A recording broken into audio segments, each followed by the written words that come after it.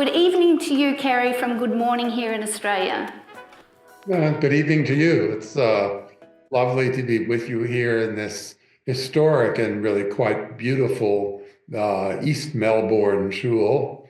I have spent time in Australia, but it's been a while. I went across the Nullarbor and hiked in the Blue Mountains and talked in Sydney and Canberra.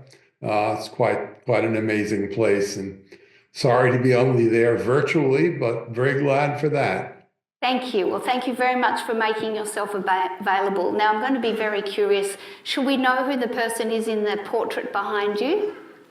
My wife's grandfather. He was in the army, actually, just at the very beginning of the 20th century. He was a doctor, actually. He was a physician serving in the army. He served in China just after the Boxer Rebellion, served in the Philippines, and spent, when he was not treating patients, he was painting. He was a painter, and we have various images of Chinese junks and other things that he saw and was fascinated by his oil paintings around the house. But that's a painting of him, of course, but not his portrait.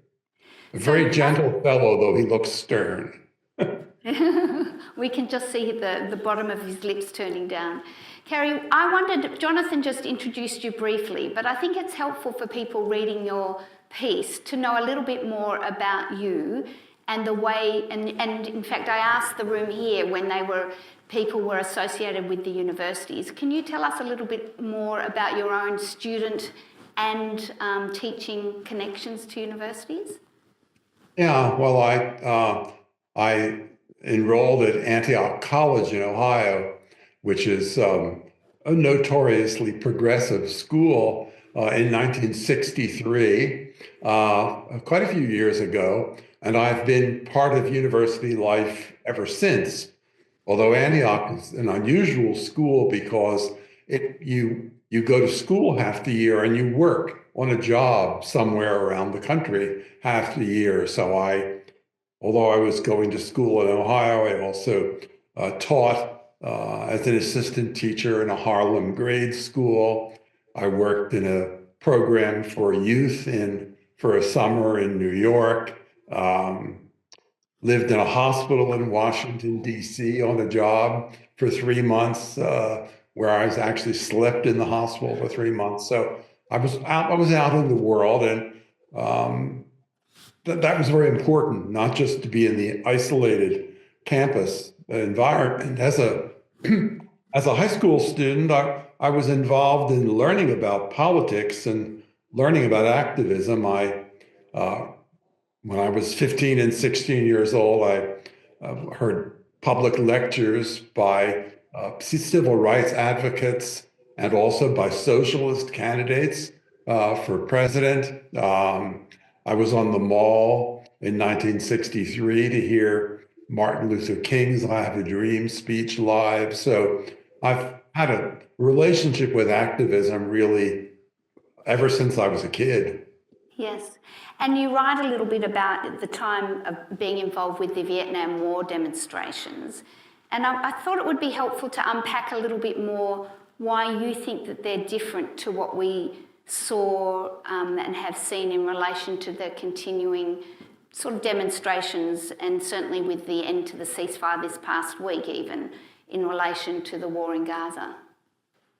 Yeah, well, I mean, in the 60s, I was very much involved in Vietnam demonstrations.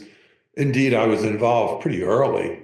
In 1965, I was with about a dozen college students in a huge outdoor football stadium in Ohio, Columbus, Ohio. And back then, the Secret Service wasn't quite so careful. We were able to work our way into a football stadium where Lyndon Johnson, the president, was speaking. And we worked our way up into about 20 feet in front of him. We had banners and posters hidden under our jackets. And as he began to speak, we opened our jackets and took these things out and began to chant what was the favorite chant of the day: LBJ, LBJ, how many kids did you kill today? So I was involved in chanting, as students are now, but we were also very much involved in the process of education and debate. We didn't believe that the issues were settled. We were trying to expose people to the issues, and we were struggling over them and reading books and essays and debating in public. Antioch was a left-wing school in a very conservative environment of Southern Ohio, extremely conservative environment that we were in dialogue with. And so we didn't assume that answers were decided. We didn't assume that the issues were settled. That's very different from what we saw in spring 2024 in campuses really across the world. There were, 10 or 11 Australian universities that had encampments, people staying overnight in tents and chanting during the day. And by and large, those encampments, both in Australia and Britain and Canada and the United States, and really across the world, there were 9 in Japan, which is really surprising. There was 1 in Kuwait, 1 in Jordan, 1 in Brazil, several in France. So it was a worldwide phenomenon. And by and large, the atmosphere in all of those demonstrations was that the issues are decided. We know what the truth is. We know who's right. We know who's wrong. And now we need to tell you. Well, there was some telling in the 1960s and 70s, but we were also completely immersed in debates about the issue. I think that's a huge difference between what we were involved in then and what we've seen on campuses now. And part of what I try to do in the project that Jonathan and the JQ staff encouraged me to work on is to think about that difference and think about what's happened to higher education in the intervening decades. The what book. do you think? We've lost your image, but hopefully you can still see me. And what do you think that the nature of that sort of globalized experience? I mean, the Vietnam War we talked about earlier, there were protests here in Australia as well. So that wasn't just a US experience, that was an international one in relation to contesting the US decision to go into Vietnam. But do you think that the nature of global communication and global media, social media, also has something to do with the nature of the phenomenon of the widespread experience that you've just described? Well, without social media, it simply wouldn't have happened. Yeah. The encampments started in about April 20th or so, less in 2024, in the United States. Within days, they had spread to Canada. Within a week, they were in Britain. Within 2 weeks, they were all across the world. I mentioned several countries, but that's not the complete list. And that would not have happened without social media. First of all, social media meant that ideas could be shared, slogans could be shared, handbooks could be shared. There was a handbook online all across the world about how to break into a university building if it was locked. There was a handbook distributed across the world about how to resist arrest, how to pull someone who was arrested out of a police car, how to slap away policemen's arms to try to break loose someone who was arrested. It was really an organized, simultaneous, intellectually completely identical event worldwide. And that's different from anything we've seen before. So that's part of what social media did. But also social media, of course, meant sharing anti-Semitic statements. It meant sharing hateful and hate-filled slogans and demonstrations across the world.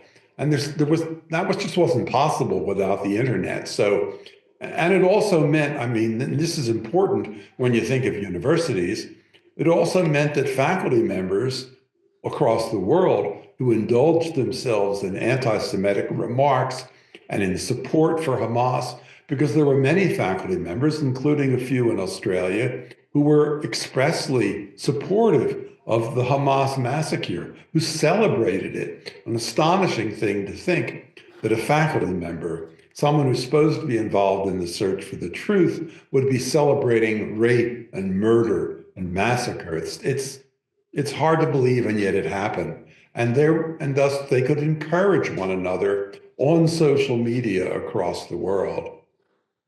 So, yes, so that situates it in that sort of international experience of anti-Semitism, which probably was existing before the Gaza scenario, but Gaza gave life to that being amplified.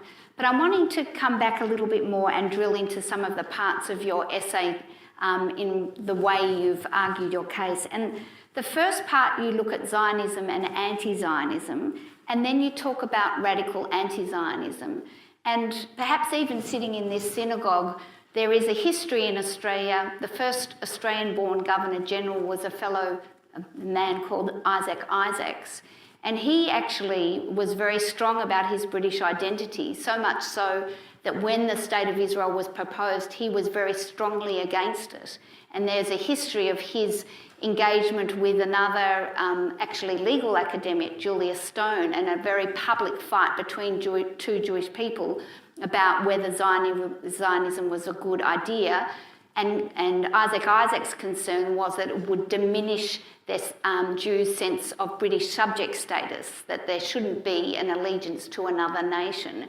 Now, it's in a very different context now, but we are seeing Jewish people who are becoming questioning of the Zionist project, and that also is mixed in, I guess, to this discussion of ideas on campus. And I'm wondering if your distinction between Zionism and anti-Zionism, and then what you call radical anti-Zionism, is helpful in unpacking those different views that are starting to be shared more.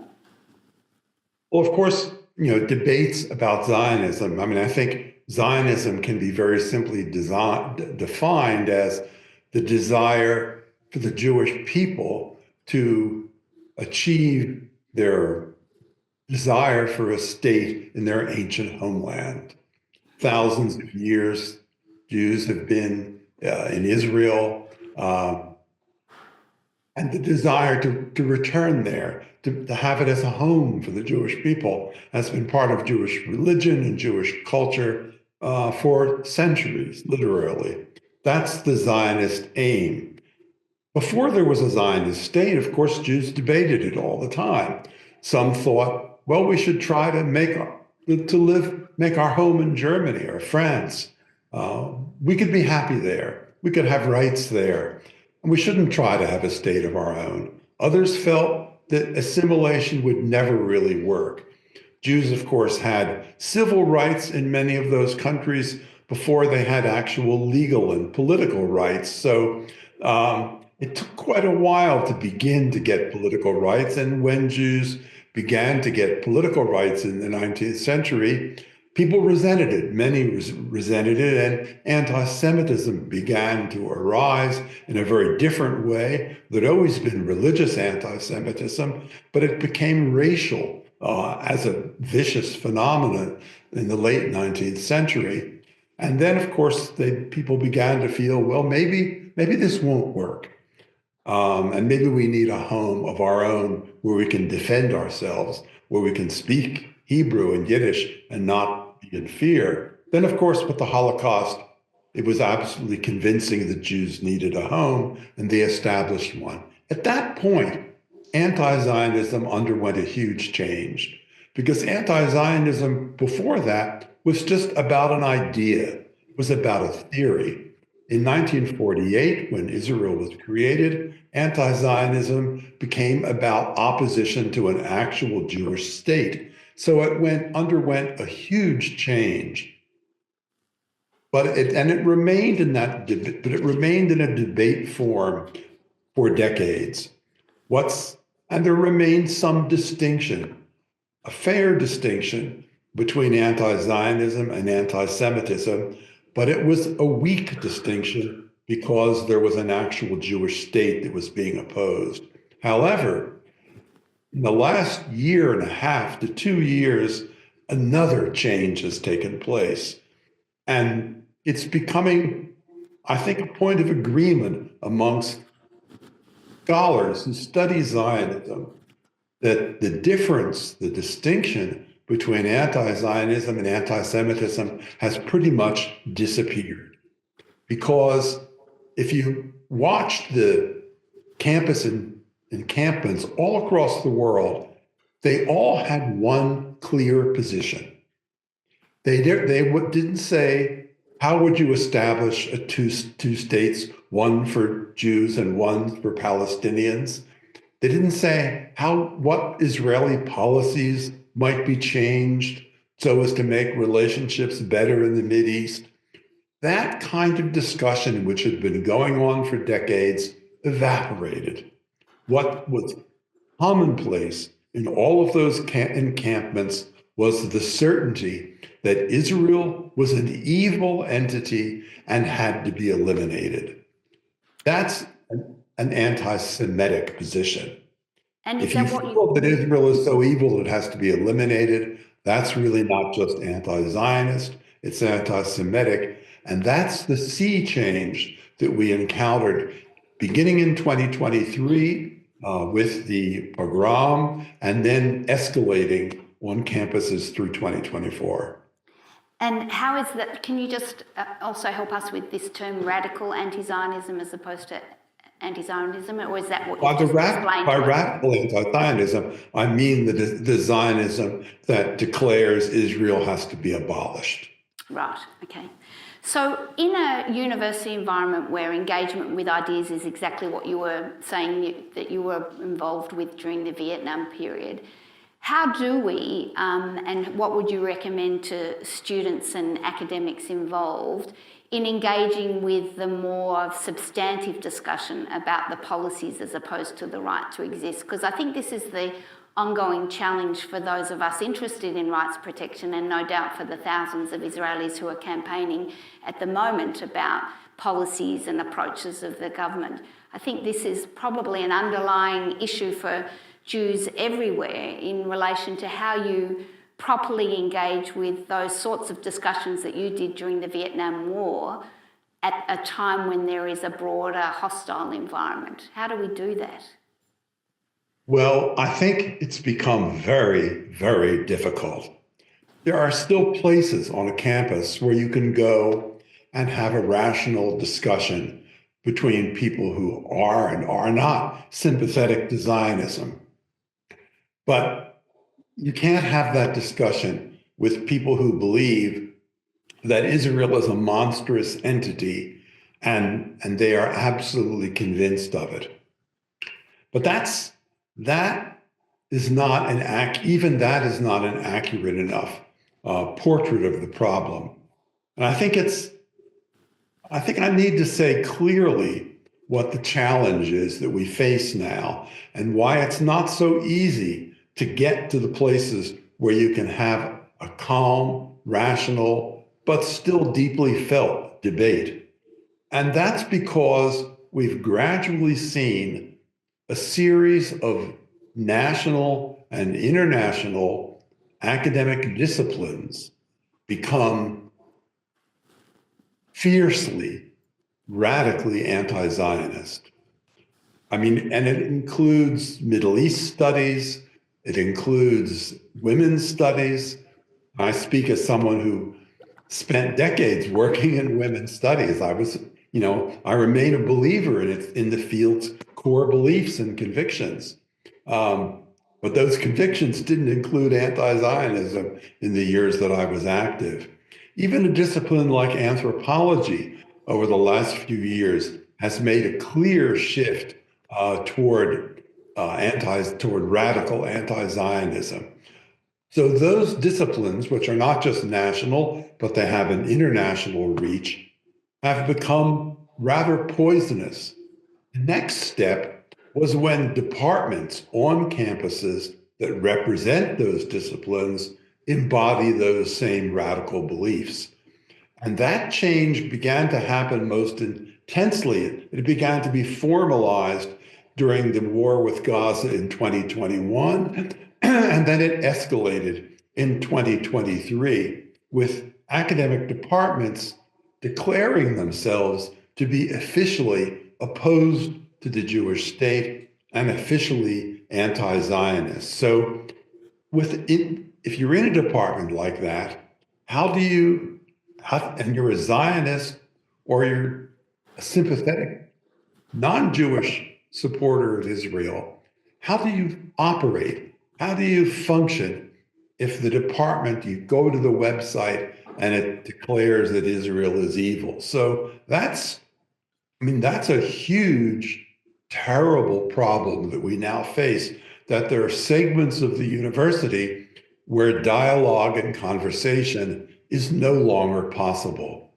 And I think that unless we find a way of confronting those departments and those disciplines, we're not going to restore the university as a whole to a place of dialogue. We're simply not going to be able to recover the mission of the university as being one of education, discussion, and debate unless we confront them. We've just watched that in the United States with the demand that the Mideast studies at Columbia, which is a program that I've followed for decades, and which is a radically anti-Zionist and anti-Semitic program, is being challenged by the Trump administration. Columbia is being challenged to confront the reality of that department. Columbia says it's going to fix it. Well, I don't know how you fix it.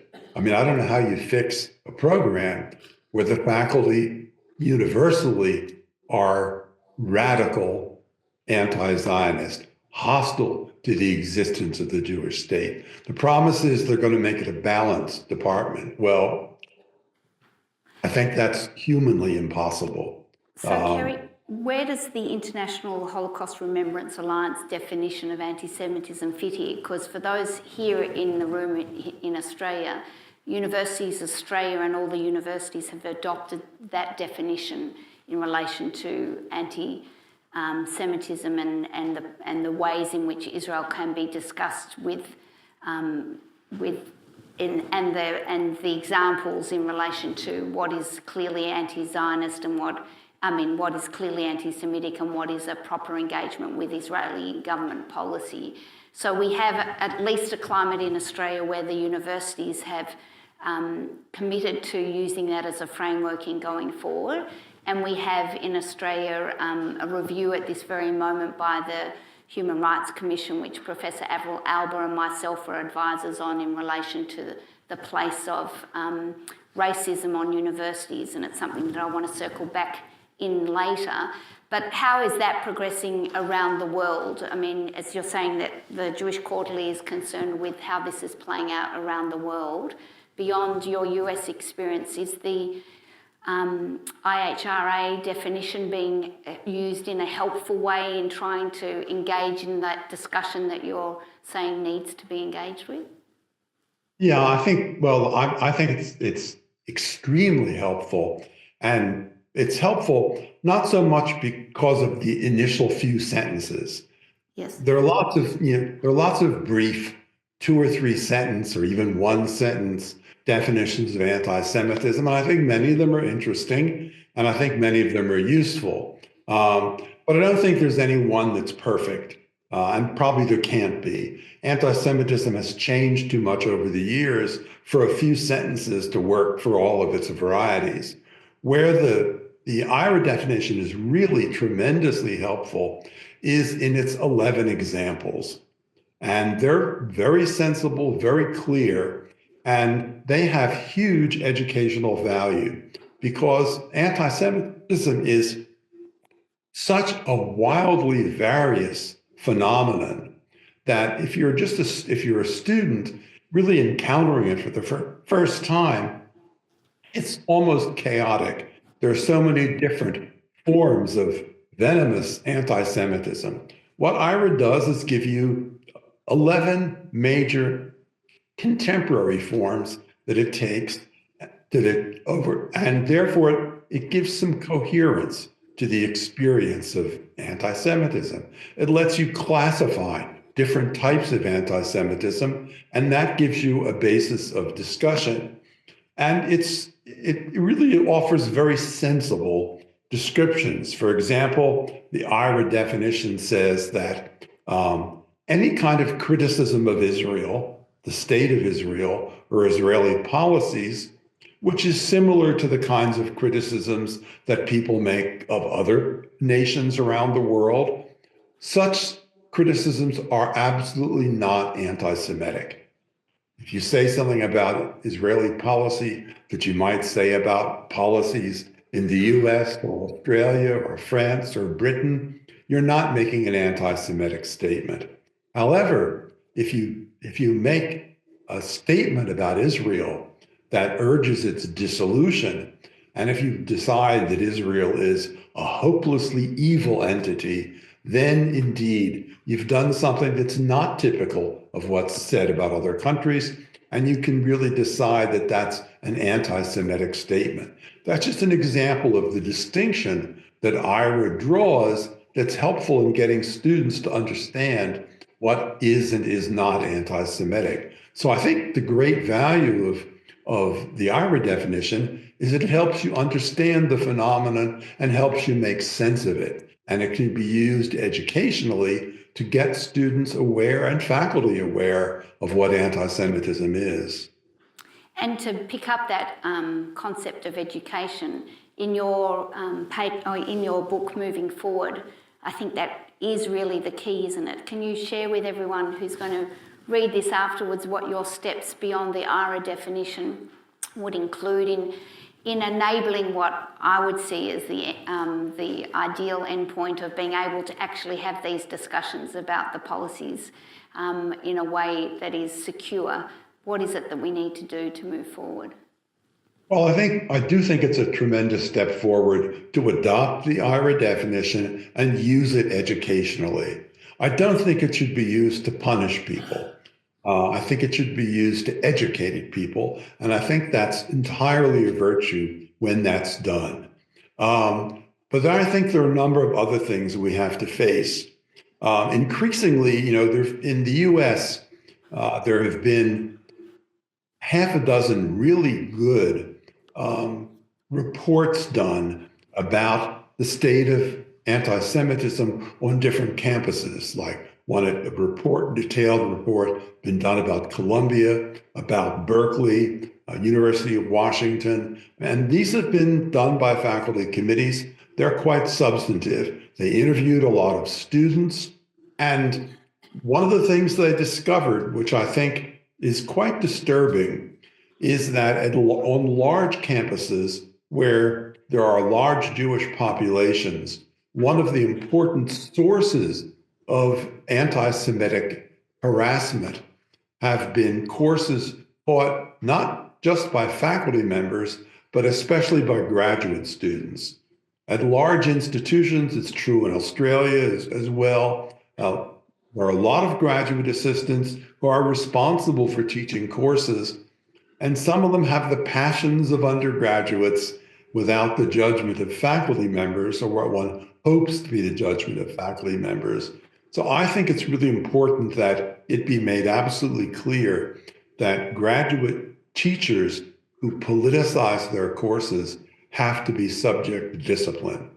And I say that because those reports on campus anti-Semitism suggest that those courses taught by graduate students are a major source of anguish for Jewish students on campus. So I think that's a first place to start trying to reform education itself with those kinds of courses. I also think that it's going to be necessary to develop anti-Semitism awareness training and make that mandatory for students, faculty, and staff if they are dealing with students. I don't worry about the people who in the buildings and grounds department, but I worry about the people who are doing student advising, the people who are dealing with student discipline. If you're in what's called a student-facing job, then I think you should have to be trained in anti-Semitism awareness, and you should redo that training every year.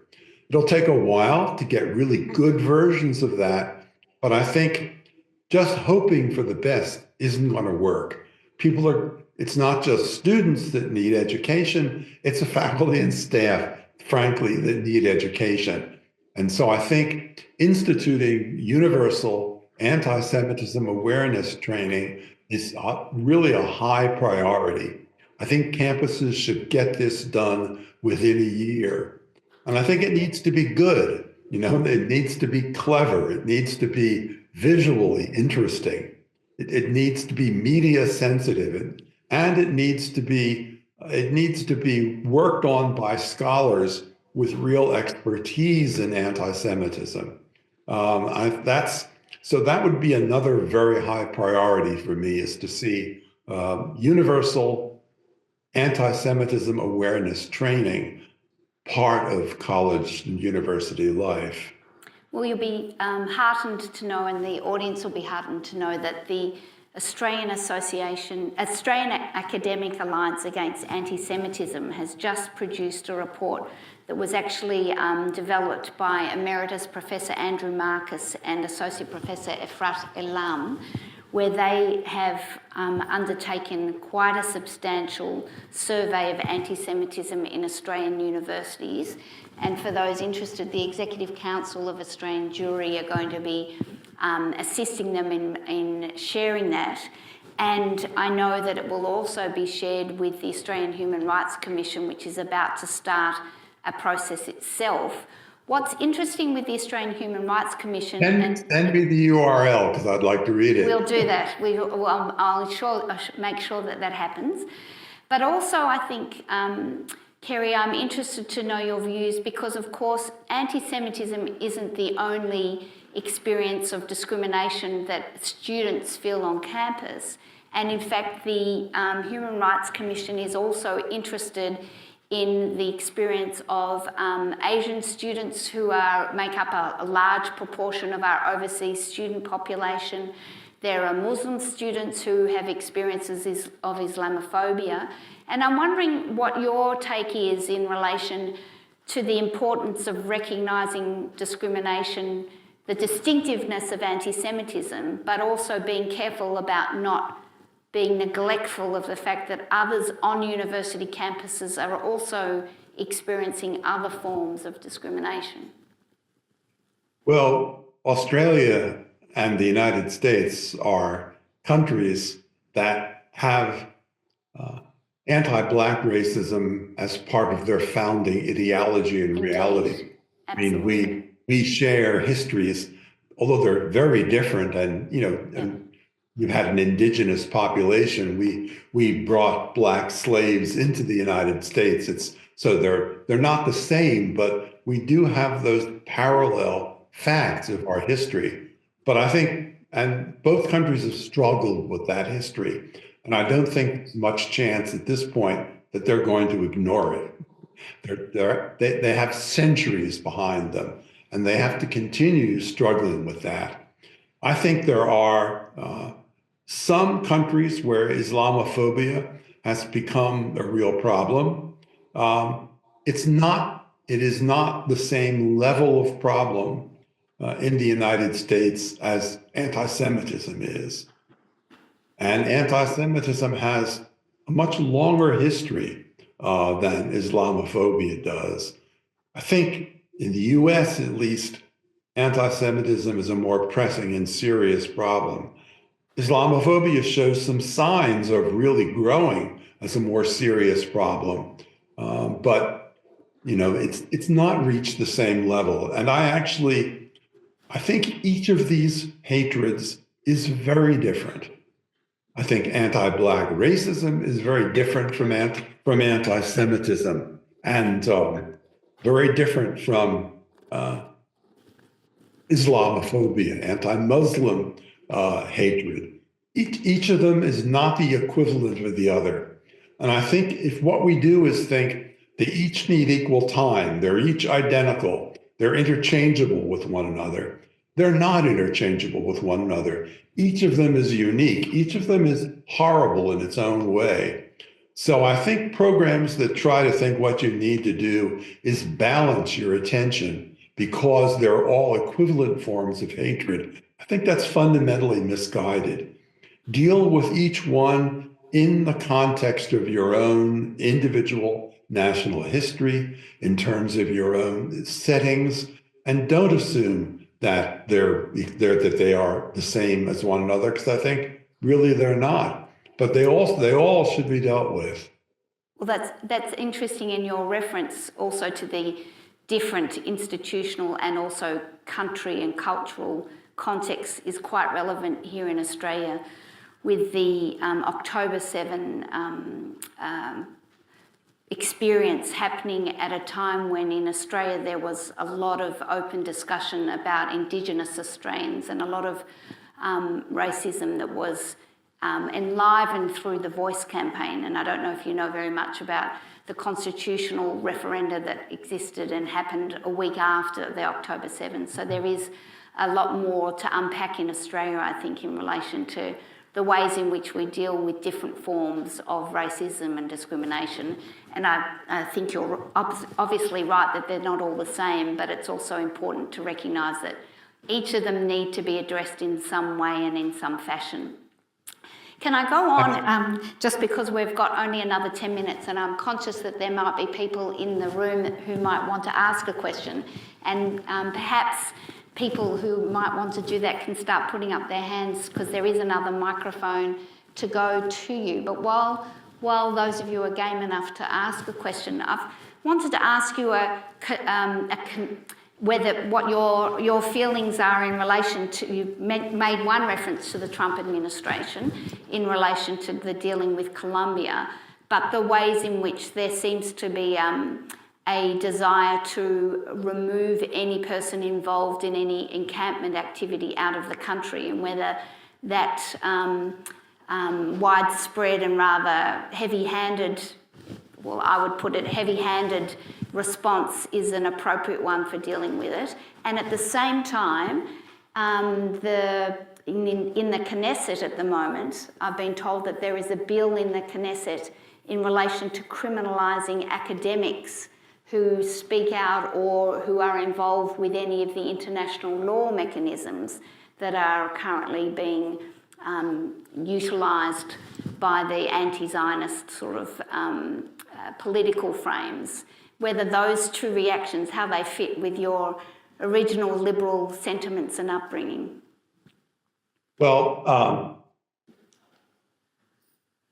in time of war, there are always politicians who have no patience with academic freedom and have no patience with free speech and want to criminalize speech that they see as not supportive of national policy.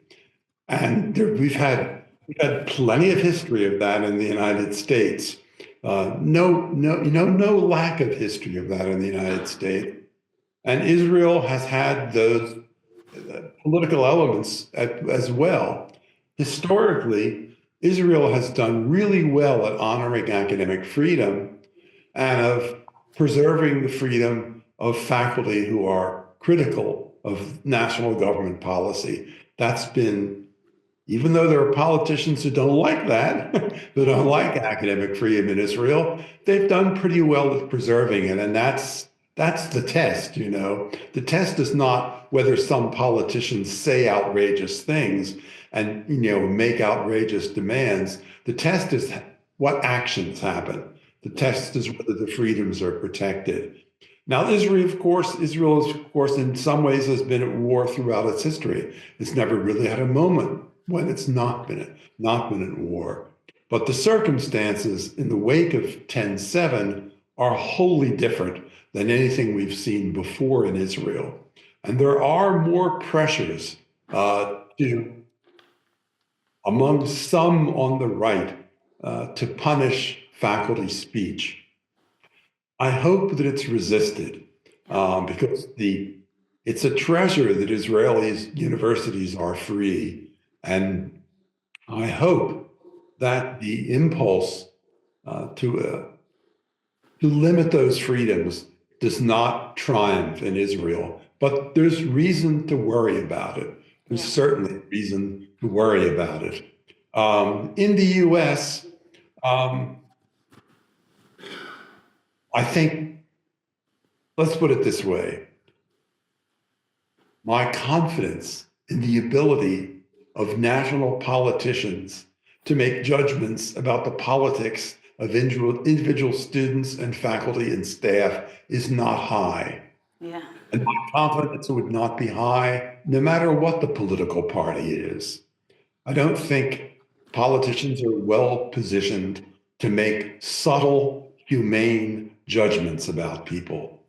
And preemptory, outrage decisions to toss someone out of the country, not let them in the country, those are highly corrupted and destructive decisions. And as a student of history, I've seen them function for decades.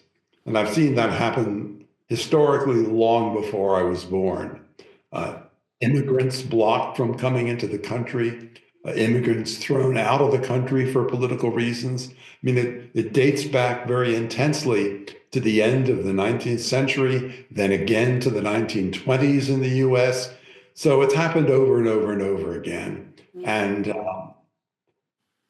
I have some faith in the court's ability to look at those cases and decide them in a rational way based on evidence.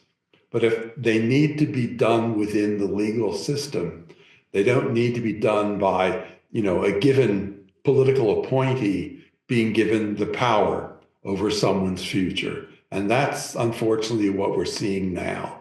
Even though there's reason to be concerned that some of the people who've been, at least one or two who've been selected to be thrown out of the country might have done more in the way of advocating violence than a non-citizen should in fact engage in. Yes. Advocacy of violence is a line that once it's crossed, I think if you don't have permanent, secure presence in the country and you advocate violence, you are putting your tenure in the country at risk, and you ought to be aware of it. You've given a lovely segue for me to promote. We've got two questions. Another of Maury Schwartz's publications, the Saturday paper. I have a piece in next weekend's Saturday paper about a proposal by one of our politicians to strip dual Australian citizens of their Australian citizenship, and it picks up themes that you've just picked up now, and I encourage people to read it. But we have, I think, Alan in the front here. Oh, sorry, yes. And then the next one can come to Alan after. So the person who has the microphone can go first. If you can introduce yourself and maybe stand up if you don't mind. Sure. Thank you, first of all, for those remarks, which were very helpful and very perceptive. You can probably tell from the accent, I'm a visiting American. I'm the chair of the doctoral program in political science at the CUNY Graduate Center. Hi. And I happen to be here. Then I think you probably know something about these issues. One hopes. Let me make this as brief as I can in order to give others an opportunity. There have, without question, been any number of very deeply troubling anti-Semitic incidents at Columbia University and at any number of other universities. And yet, there are many American academics, Jewish and non-Jewish, who fear that the Trump administration is using allegations of anti-Semitism as a way to punish the university as a whole, and that this could end up having a destructive impact on the atmospheres in the university and even on Jewish students and faculty members. If you would, Cary, I'd be interested in hearing your reaction to those kinds of fears.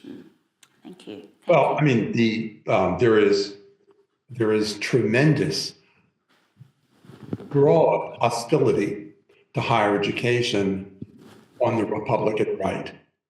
And there's no question that some Republican politicians are simply using complaints about anti-Semitism as a way of trying to punish higher education generally. That said, not everything that the Trump administration recommended about Columbia was inappropriate. In fact, most of it was sensible. Most of the recommendations, most of the 9 recommendations were sensible. 2 of them were completely vague and so undocumented as to be impossible to make any judgment about, like the demand that Columbia revise its admissions procedures. Well, what's the issue? They didn't say what the issue was or what they wanted Columbia to do. So there's no way to make any sense of it. I do think, because I've been watching campus anti-Semitism in the United States for a long time, and the other thing I've been following very closely have been the investigative reports that the Office of Civil Rights in the Department of Education has done. And those investigations were pretty serious. Those staffs did a really substantive job. The reports are not simplistic. They're careful, they're well-researched, and they make judgments that I think are very sound. They're not political reports. I mean, they're reports done by professionals, and I think they've been quite persuasive. And a series of universities entered into consent agreements over those reports. They happen to include my own university. University went into a consent agreement based on demonstrations of a history of anti-Semitism over a period of years. University agreed to do this and that. And then over the last 3 years, what the university actually did? Nothing. They reached a consent agreement and they did nothing. So a year ago, it was redone. A new consent agreement was reached with the university. The first agreement was that the university would distribute the new consent agreement. Well, that doesn't seem like exactly a revolutionary demand. We'll send this consent agreement out to students, faculty, and staff. They've had months to do that, and they have not done it. Once again, we're in the nothing reality. So I am convinced, because now I've watched it for years, and I've watched campus after campus administration agree to do things and then not agree, not actually do them, that the withdrawal of funding is the only thing that will work. Unless there's money at stake, the campuses will do nothing for a simple reason. You know, they see acting against anti-Semitism as controversial. They see campus opinion as divided. And so the chancellor and the president say, what's in it for me?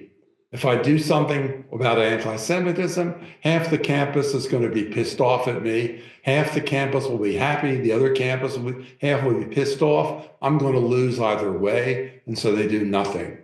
So I think that the Trump administration's decision to put $400 million at stake was exactly the right decision. Now, do I trust the motivations of the Trump administration? Absolutely not. Do I trust the political appointees to do anything right? No. But I do think threatening money at Columbia was the only way that it's going to work. And of course, look at the reactions. People are up in arms.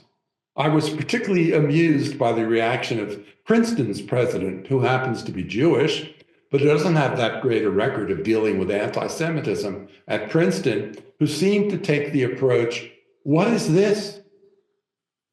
You're holding the chemistry department and the physics department responsible for what happens in Mideast studies and women's studies?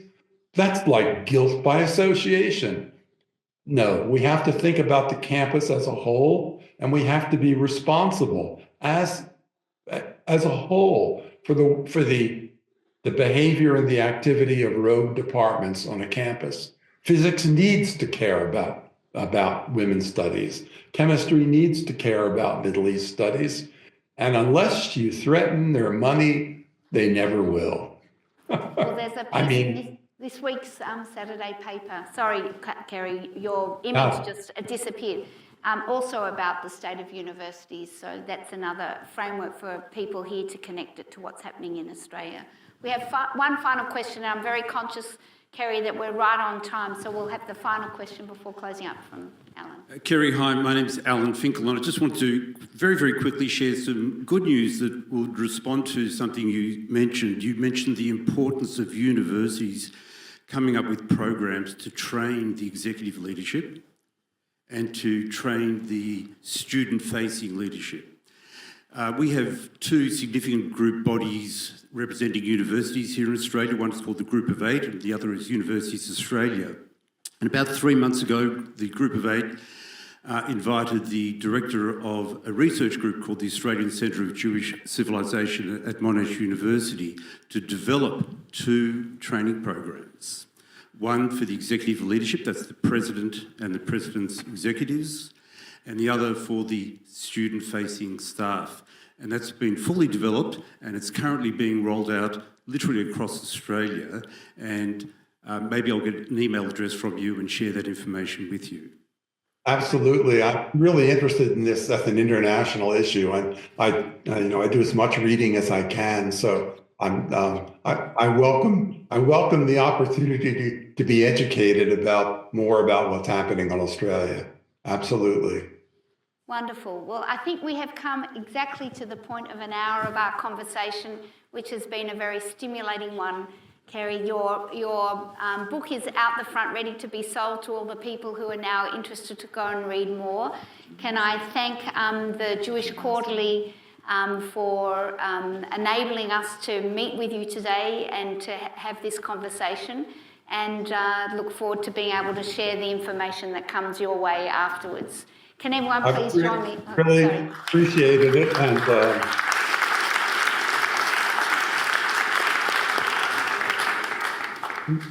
encourage you and your friends to subscribe to the Jewish Quarterly. You'll want to read Adam Kirsch's piece on Zionism in the next issue. So get on board, get the journal into your homes.